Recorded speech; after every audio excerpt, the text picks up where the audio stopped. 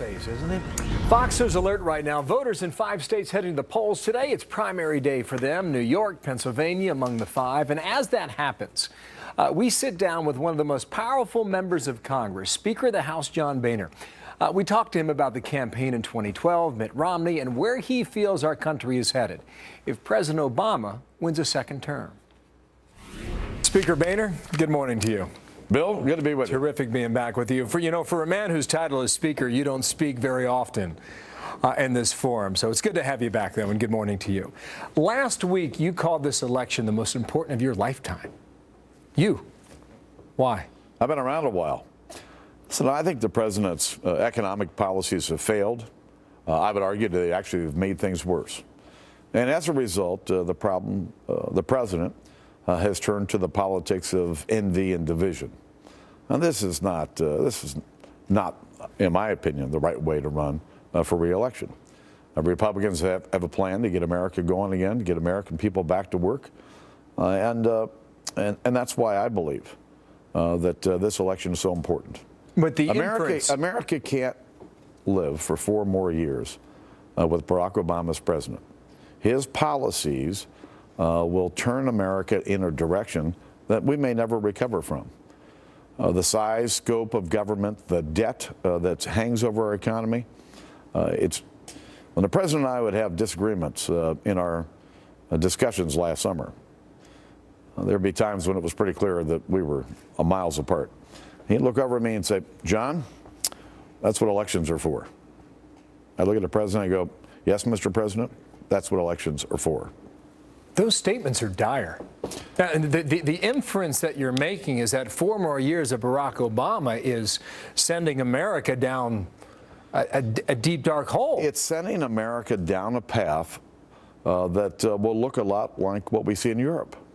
A big social welfare state, high unemployment, slow economic growth, and a government that is overly large. You know, if you have a government that can give you everything that you want, you have a government big enough to take everything that you have. Will Republicans keep the House? I believe that we will, but we've got a real challenge. We've got 50 of our members in tough races, 89 freshmen running for their first re-election. It's a lot.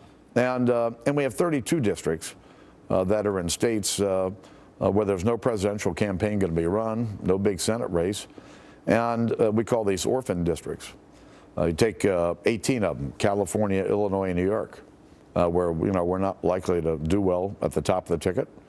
And those districts are frankly pretty vulnerable. I did not hear you say that I can guarantee that we keep the House. I did not say that. Correct. No. Are you hedging a little bit on this, or is it a lack of confidence? I'd say there's a 2 in 3 chance that we win control of the House again.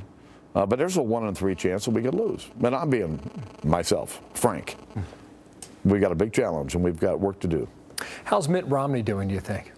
I think he's doing fine after coming through what clearly was a pretty bruising primary. For his numbers to be in close proximity to the president, I think is a very good sign. How do you size him up politically? What are his strengths and weaknesses, as you sit here some 6.5 months away? Well, listen, Mitt Romney has a great story to tell. His success story is an American success story.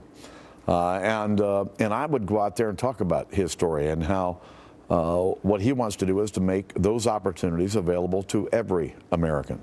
But to do that, we've got to rein in the size and scope and reach of Washington, D.C. You're suggesting that's what he should do, or is that because he has not done that enough to this point? No, he's certainly done an awful lot of it, but I think his economic background, his background in creating jobs and creating investment that would help create more jobs is exactly the right message that the voters want to hear in this November. The election's going to be a referendum on the president's economic policies, pure and simple.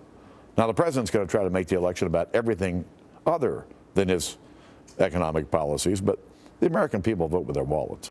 There is the campaign in a nutshell. And next hour, more of my interview with House Speaker John Boehner. One of the president's top advisors says there are good Republicans and there are bad Republicans. So I asked the speaker, which ones? Hey, are you in the good category or the bad category? What did he say?